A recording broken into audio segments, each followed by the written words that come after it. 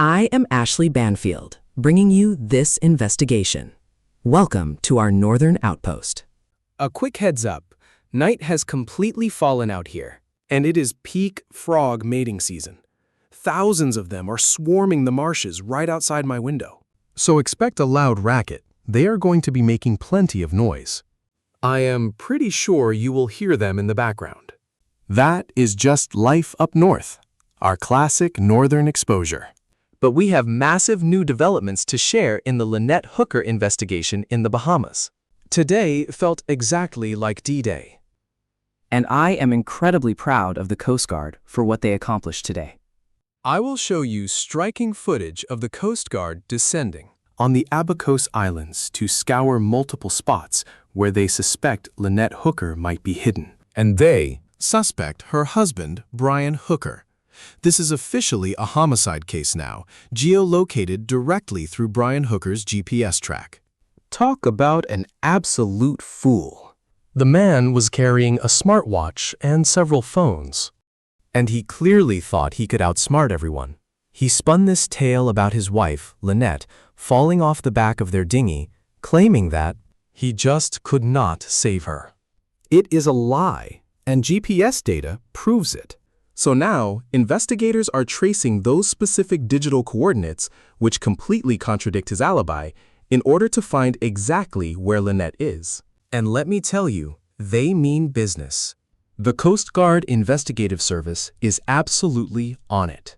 They have been tracking this for over 7 weeks, working 7 days a week. I know this firsthand because I watch them running operations late into the night, even on weekends.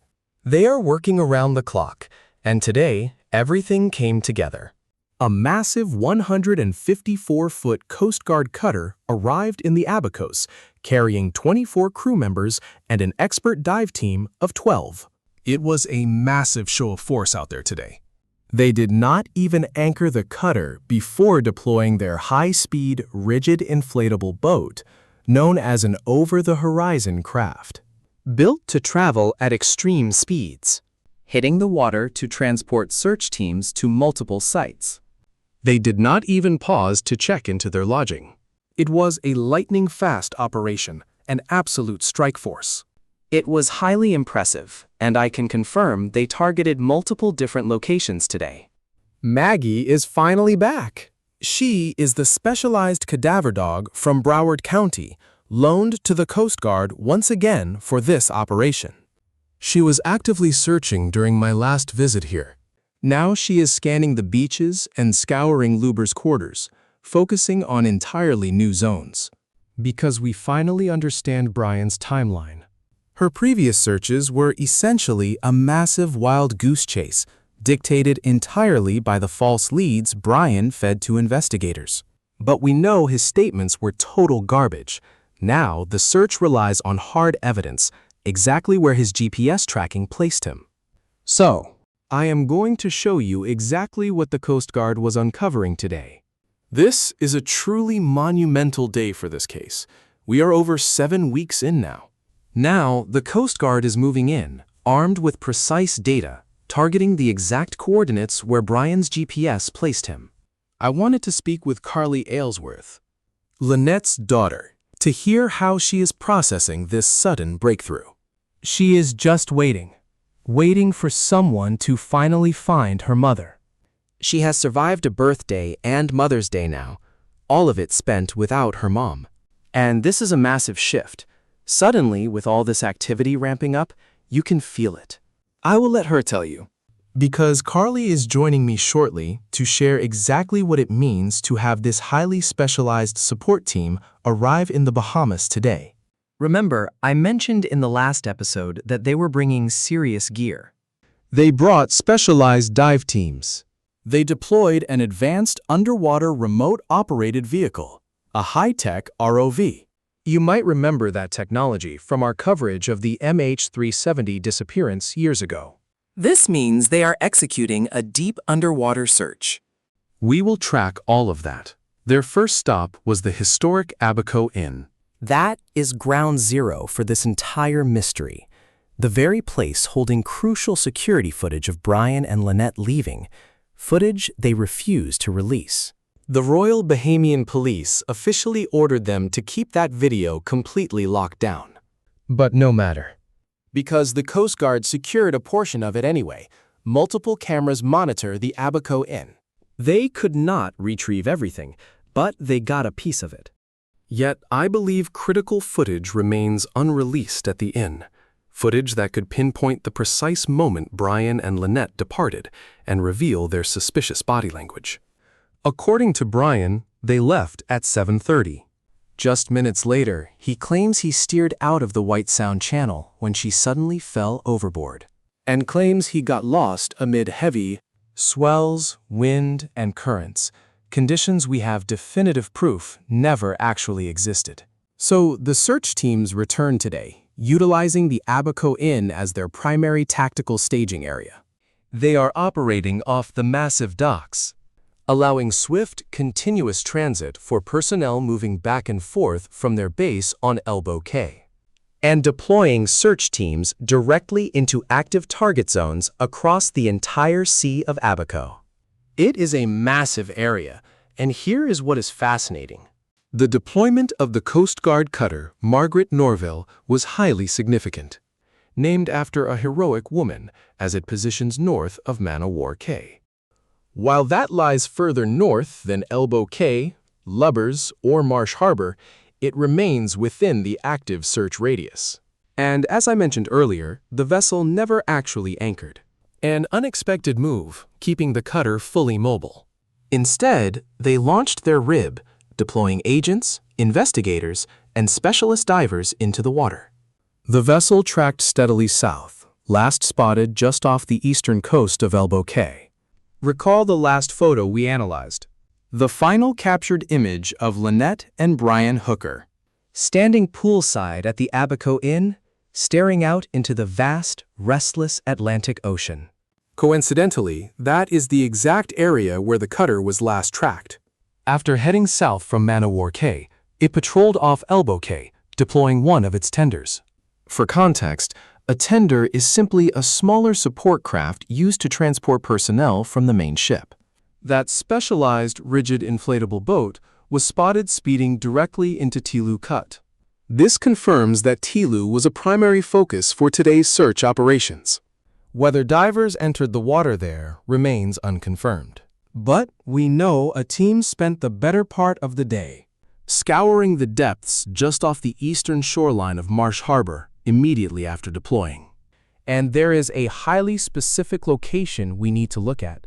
Now, one key area of interest in Marsh Harbor lies just south of where Brian claims he washed ashore. He never washed up. That story is pure garbage. But a major point of interest here is called Witch Point. Yes, like Halloween witches. Witch Point. Directly north of Witch Point. If you scan the map, you will spot a strange square patch of dark water. And it is clearly not natural. As it turns out, that is actually an abandoned harbor, a small man-made basin where vessels used to slip in and out. But it sits incredibly close to where Brian Hooker's small dinghy finally turned up, after being recovered by the Hopetown Volunteer Fire and Rescue Team. Please donate generously, because they are entirely volunteer-run. And this location is even further south than that boatyard where he casually wandered in, just looking around. Snooping around the boats, quietly calling out for help, without any real urgency in his voice. This was supposedly the day he was marooned, drifting for 9 hours, if you believe his story, which we do not. Today, the specialized dive team headed straight to that cutout harbor, bringing along their underwater ROV. They deployed the remote-operated vehicle deep underwater, and our investigators were right there to witness the search. In fact, they even helped out. There was an immense amount of work to handle today, with multiple crews managing different operations all at once. Today was meant for traveling from Florida to the Bahamas, but it quickly turned into a heavy workday as well. They ran on limited daylight, but watching these professionals in action was truly impressive. Let me roll the footage so you can hear the distinct hum of the ROV and see this dedicated crew in action.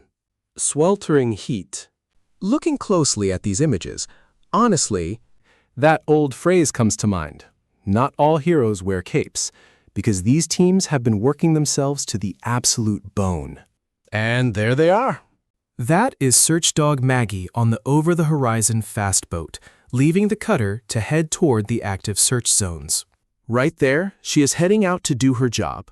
she will be deployed out there for 4 full days. Once again, huge thanks to Broward County for lending Maggie to the Coast Guard to aid in this critical investigation. I should also point out that an eagle-eyed observer spotted a second vessel, Being launched directly by the Royal Bahamian Police Force. This looks exactly like one of the patrol boats Lindsay and I noticed. When we traveled to the Bahamas for our initial investigation, some 7 weeks ago, they were actively getting that boat out there too. So it is highly likely they were assisting the broader Coast Guard operation. The Coast Guard holds a massive amount of GPS data, mapping out a very precise search plan for the next few days. That meant a ton of boat traffic was required today, just to position everyone at their designated search grids. I suspect that is precisely what the Royal Bahamian Police Force was focusing on when they deployed that vessel. Huge thanks to our viewer who managed to capture that footage. We have also been receiving numerous updates and images from local contacts across the Abacos. A source who wishes to remain anonymous sent over these revealing photographs. These specific images document active search efforts on the northwestern side of Lubbers. That area has seen heavy construction on top of massive lingering damage from Hurricane Dorian. Our team spotted an abandoned pool. In fact, Nathan, who has been doing incredible groundwork for us, scouted that entire area and spotted the exact same pool.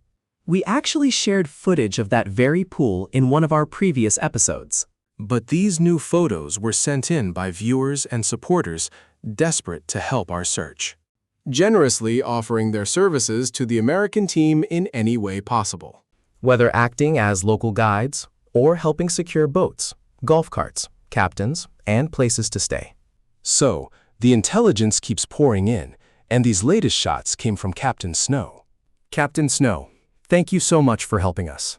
This is our first time connecting with you, and we truly value these critical photos. Right here, you can see the Coast Guard crew operating the over-the-horizon vessel. Now, let us focus on the northwest side of Lubbers for a moment. You see, when the Coast Guard first arrived, Brian spun such a massive lie that they barely focused on this area. So, the cadaver dog, Maggie, never swept that stretch south of the northern shore. But that is exactly what she is doing today. We secured some striking images of Maggie working her way across those highly secluded beaches. These are isolated spots where Brian and Lynette likely found solitude, discovering beautiful shores during happier days, paddleboarding, and exploring the breathtaking Abaco Islands. If you had to recall in the dead of night, somewhere deeply isolated and hidden from view. And, who knows, the perfect spot to hide a body, like that northern stretch of western Lubbers. That could be the exact spot. But it is incredibly gripping to finally witness Coast Guard detectives working the ground, with Maggie scanning the terrain. There is another vital task for Maggie during this operation. She needs to scent that dinghy. The Royal Bahamas Police Force currently holds Brian and Lynette's dinghy from Soulmate. The boat is currently impounded, though we do not know if it is kept indoors or outside. But if it is outdoors, let us hope it was left upside down, so 7 weeks of harsh weather did not degrade vital evidence or wash away the scent, something Maggie could still track. We simply do not know. But Maggie must search inside that dinghy to catch a scent. In an earlier video, we discussed the exact amount of time a deceased body must rest in one place. Specifically, how many hours must pass for the distinct chemical markers of decomposition to begin emitting from a body after death. The precise odor a specialized cadaver dog is trained to track. According to forensic experts, that window is 3 hours. Roughly 3 hours post-mortem is when a human body begins releasing the specific decomposition sense that a highly trained dog like Maggie can easily target. Now, consider this dark scenario. And we must remember, Brian Hooker has not been charged with any crime yet. But hypothetically, if Brian Hooker did kill Lynette and then had to orchestrate a desperate plan to dispose of her remains, how long did that take him? And how many hours did Lynette spend inside that small boat? Because if she was kept there for more than 3 hours, Then there is a real chance Maggie will hit on it. we can only pray for a miracle right now and hope for the best.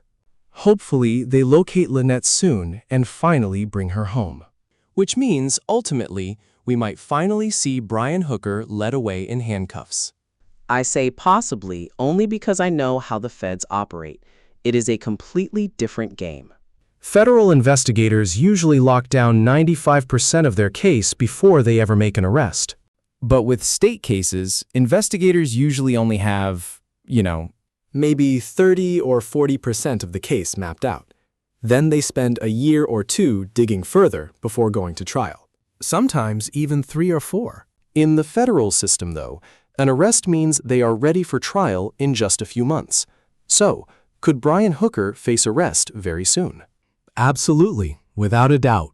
If they find Lynette's body, it is a lock. But if they do not find her, is an arrest off the table? Not a chance. You do not need a physical body to build a murder prosecution. Let me tell you, across my 38 years in this line of work, I have covered plenty of prosecutions. Highly successful ones. Where a body was never found because the pile of other evidence was simply overwhelming. We are talking about endless lies, bizarre late-night behavior, and suspicious movements, right? And plenty of incriminating GPS data. If you missed yesterday's update, Brian has a new defense lawyer. It is a clever move, since this attorney apparently used to work for the Department of Justice. So, he knows everything about federal prosecutions, federal law, and those sudden panic moments. And Brian Hooker is about to experience one of those moments firsthand. So, hiring this new lawyer was probably smart. I am not sure where exactly, but this new attorney operates out of Michigan. I have no idea if Brian actually returned to Michigan after. Supposedly caring for his sick mother. That was his convenient excuse to flee the Bahamas instead of, actively searching for his missing wife. He once claimed only a higher authority could make him leave. What an absolute load of garbage. Either way, he has been lying low around Sacramento, where his mother was supposedly dealing with her illness. I do not believe that story either. I do not believe he was actually there to help her. Regardless, he slipped back into Michigan, where several of his old AT&T associates recently spotted him. And I should not call them friends because they do not really like him. Anyway, they confirmed he was indeed back in Michigan, hanging around his old hometown. But then he took off again. I suspect he retreated to Sacramento right before hiring this new legal counsel, who is based out of Michigan. So he either returned to Michigan or did a lot of video calls. I really do not know. I cannot quite pin down his exact playbook, but I know he is shady. And you know why? Exposing him will take a collective effort, because this guy was incredibly sneaky. Brian Hooker covered his tracks. And I can say that with absolute confidence because he was actually fired from AT&T for being deceptive. Specifically for masking his location. For lying, cheating, and attempting to hide his work fan's location by tampering with his GPS tracking device. He is an absolute master of deception, and if he did what I strongly suspect he did to Lynette, Hooker, he crept in the dark and tried to conceal everything he did next. But he is absolutely no match for the Coast Guard Investigative Service. He is out of his depth. and I seriously doubt he will be able to outsmart Maggie either. Now, there are a few important things I want to share regarding my close friend. I have made some incredible connections while tracking down this story, including my new friend Dean Zumzille. Remember, Dean and his daughters provided that crucial nighttime surveillance footage, looking across the Sea of Abaco toward Elbow Cay, keeping a steady watch on the Soulmate. It caught all that suspicious activity. All those searching beams and flashlights. Now, Dean has contacts on lovers. They actually tracked down a piece of clothing matching the exact shade of Lynette's beach cover-up. You remember that aqua beach cover-up she was wearing when she vanished? Certainly no thanks to Brian. He misled search and rescue, claiming she only wore a black two-piece swimsuit and nothing else. But she actually wore a blue Conch Republic scarf wrapped around her head. Plus that distinct aqua-colored swim cover. And it seems she might have even carried a black fanny pack, based on that photo of her at the Abaco Inn. So, Brian, you are full of... Anyway, locals clearly discovered an article of clothing matching Lynette's top, and they handed it over to the Coast Guard. And they did more than just hand over the clothing. They provided the exact GPS coordinates of the discovery site. Incredibly smart thinking, whoever did that. I would love to meet you. Seriously, thank you for doing that. Thank you for helping. So this northwest end of Lovers is exactly where today's heavy search efforts with Maggie were focused. They also scanned a bit further south on Lovers, but the entire focus remains on the western coastline. So, essentially mid-Lubbers and westward, an area packed with quiet, completely abandoned stretches of beach. It is incredibly easy to slip ashore there, perhaps in an 8-foot dinghy under cover of darkness. Either way, GPS data must place Brian in this exact area. Otherwise, why would investigators even bother looking here? So, look at this. These haunting images carry a heavy weight for me, and I am sure they do for you too. But they hit her daughter, Carly, on an entirely different level. Carly Aylesworth is Lynette's daughter, and I spoke with her recently about what this massive, overwhelming public response to her mother's case truly means to her. Here is that conversation. First, a quick sponsor message. When was the last time you actually saw a doctor? Not just Googling your symptoms. Or just toughing it out, but actually going in. If you have been delaying doctor visits because finding a quality, in-network provider with quick availability is just too exhausting, I completely understand. ZocDoc is a free app and online tool where you can find and book in-network doctors instantly, choosing from over 150,000 providers nationwide. I use it myself for dermatology, dentistry, and primary care. You can search by symptom and book in seconds, with appointments typically happening within 24 to 72 hours. So, stop delaying your care and visit ZocDoc.com/Banfield to find and instantly book a top-rated doctor today. Once again, that is ZocDoc.com/Banfield. Sponsored by ZocDoc. Now, Carly, this is a massive day. The United States Coast Guard is actually there, boots on the ground. How are you feeling? I feel much better this time. They have a much clearer idea of where to search now. So I really feel like something is going to break open while they are down there. And they did not just show up. They arrived in force, bringing a 150-foot Coast Guard cutter, over 25 personnel, land vehicles, underwater drones, and divers. It literally looked like a rescue armada. Yes, I was unaware of the vehicles, but I knew about the divers. That is absolutely wild. And those remote-operated vehicles will be scanning deep underwater. Even today, they have been searching underwater. Oh, those ones. Yeah, exactly. Still, you must feel like this case is finally gaining some real momentum. These investigators are completely dedicated to finding your mother. Yes, having all this support and backing means a lot to me.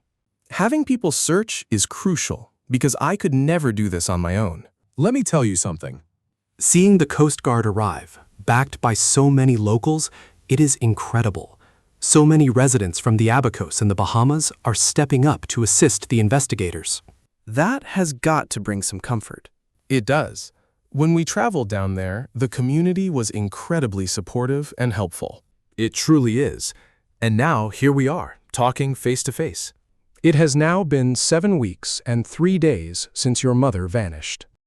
I can only imagine you have felt completely powerless during much of this painful wait. Yes, there is just a lot of agonizing waiting. But I know massive work is happening behind closed doors. You can see how tirelessly the Coast Guard Investigative Service is working on this. It is like Like I mentioned before, they are on this case 7 days a week. Tell me about that. How does that make you feel? It feels reassuring. It is not just a job to them. They genuinely care and stay dedicated. I am deeply relieved they are taking this case with the seriousness it deserves. Since I cannot do this alone, Having their help is massive. They were genuinely eager to launch an active investigation and uncover what actually happened to her. So I am incredibly grateful they are doing absolutely everything possible. Did it surprise you seeing Maddie? The scent tracking dog from Broward County returning to the scene with her handler, Chris? Yes, I am so glad she did. Today, she was actively searching the west side of Lubbers. previously, she scanned the east side because everyone was focused on analyzing Brian's timeline. Now, investigators have much more data to work with. They secured hard evidence, GPS tracking from him. What are your thoughts on that development? As you process Brian Hooker's changing stories and his connection to this mystery, What kind of conclusion have you reached? I always strongly suspected his story was a complete lie.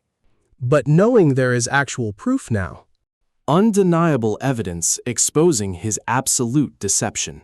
it brings me huge relief that detectives are digging deep and uncovered this truth. I always had a dark gut feeling, especially after those chilling threats. So I am incredibly thankful they pursued this. Which specific threats are you referring to? The ones from 2 years ago, where he choked her, right?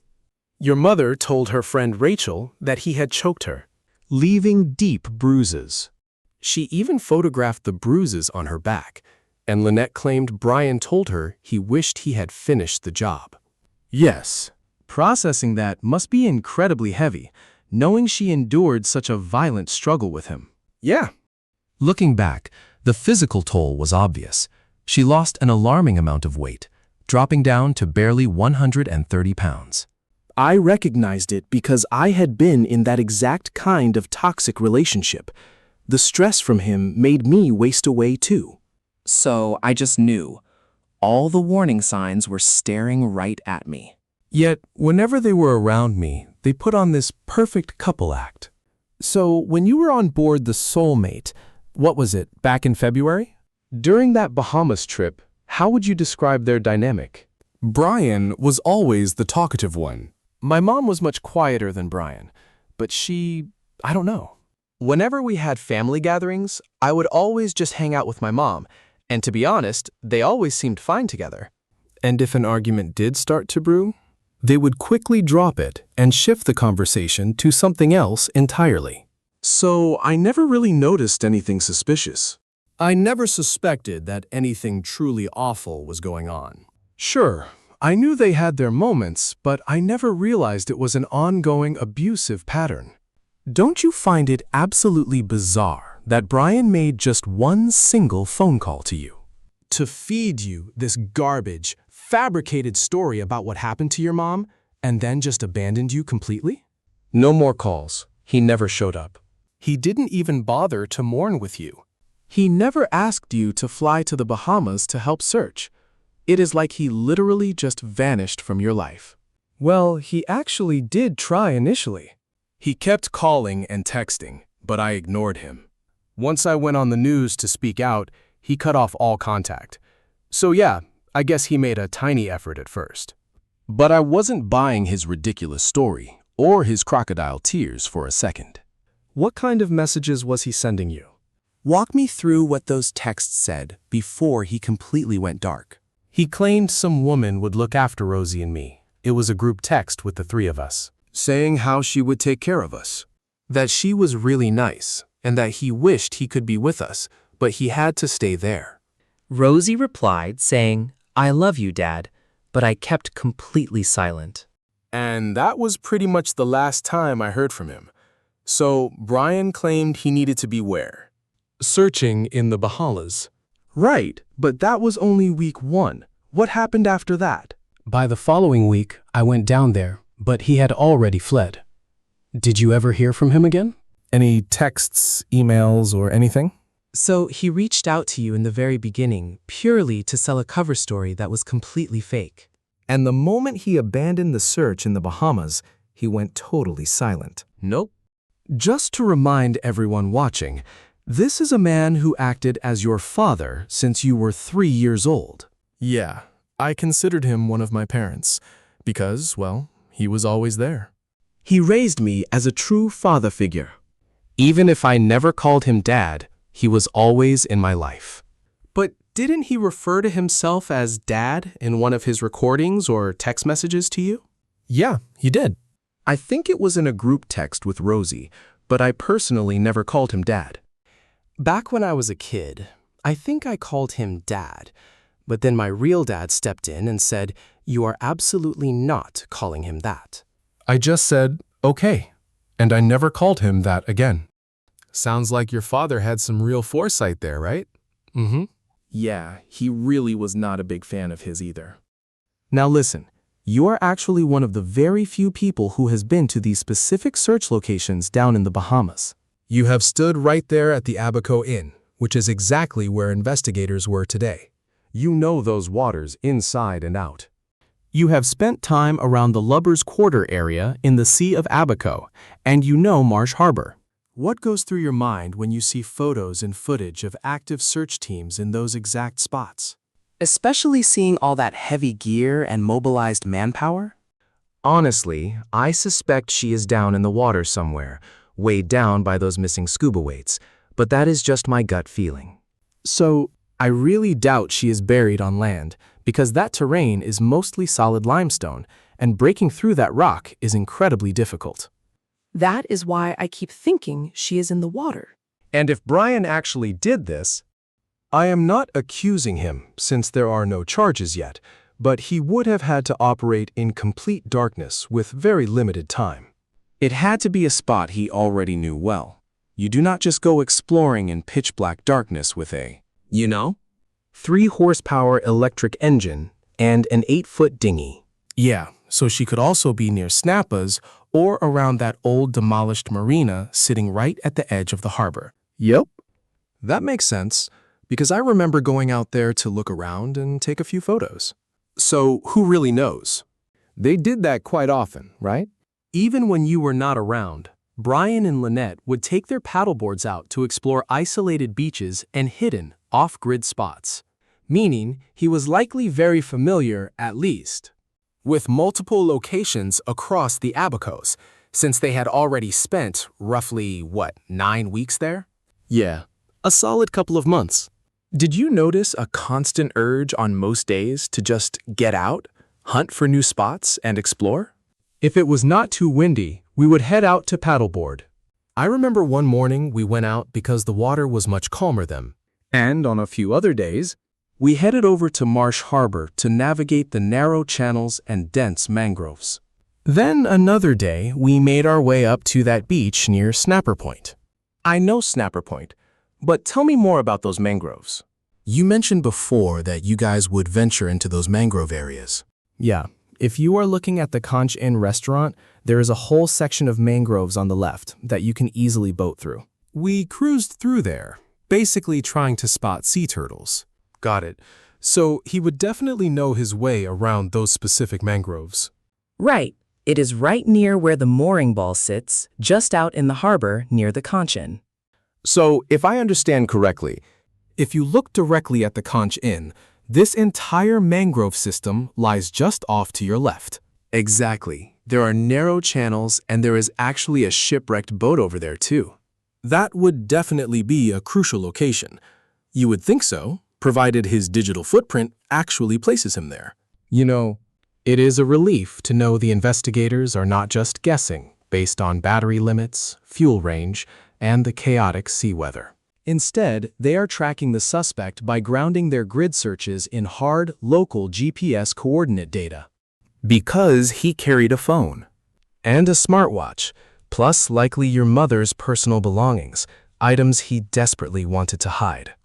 Assuming he is guilty, he was desperately trying to discard the evidence. That is disturbing. Yes, it makes you incredibly uncomfortable just thinking about it. But thank God. The search teams and Coast Guard investigators finally have solid, actionable forensic leads to work with now.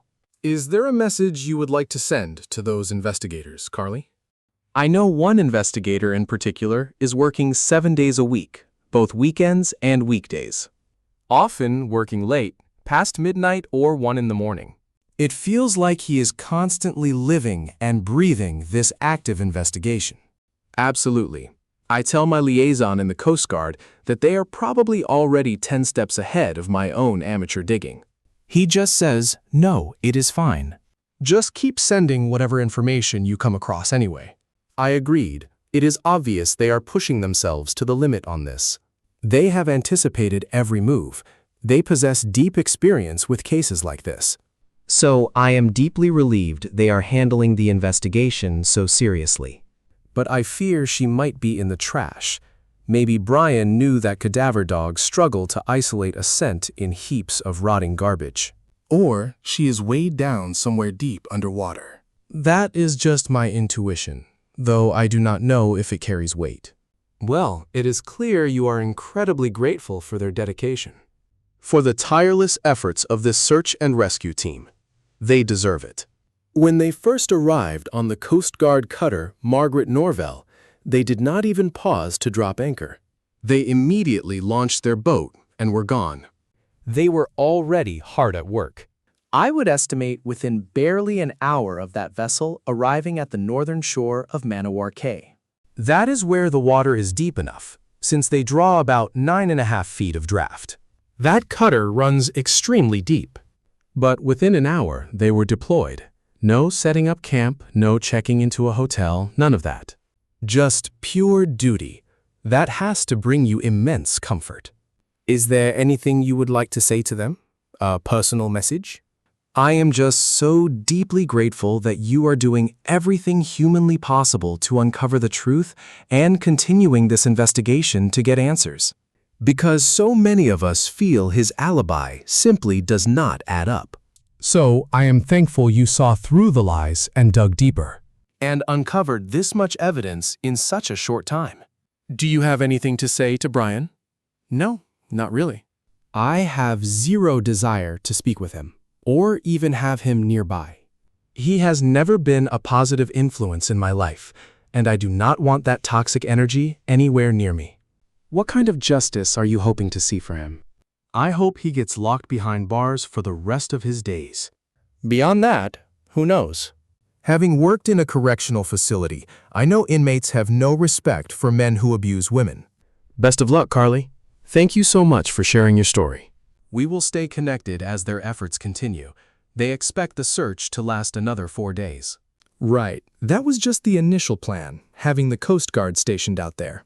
We will stay in close contact and keep hoping for a positive outcome. Thank you. I agree completely. Here is what I know. The search teams pushed hard, working late into the pitch-black night. I know this because several crew members were only brought back to the dock after nightfall. They worked incredibly late. They squeezed out every single drop of daylight in the Bahamas before returning in absolute darkness. And they have a very early start tomorrow morning. They will be back on the water by 8:30 a.m., heading toward another spot on Marsh Harbor.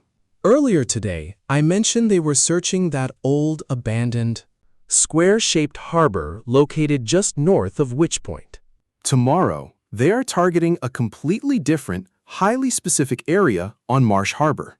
And let me tell you, Brian Hooker did not just drift on to Marsh Harbor without any engine power. he claims he drifted for 9 hours because his wife fell overboard, the usual excuses. Actually, he made landfall several times, which is highly suspicious. It is incredibly difficult to pull that off without power when currents are pushing you around helplessly. This man is a United States Marine. Helpless? No, he deliberately landed multiple times. How does that even make sense? It only works if you are lying, Brian. Time is running out. They have got you, and they are closing the net. Anyway, tomorrow I will show you that exact search location. where the active search will be unfolding. Let us all keep our fingers crossed and say a prayer that they find Lynette, bringing her home to her daughter Carly and her mother Darlene. They deserve to have her home. And you know what? We all deserve to see Brian Hooker in handcuffs, because that is exactly where this is heading. Thank you all for listening and keeping up with this case. And remember, finding the truth is not just serious, it is drop-dead serious.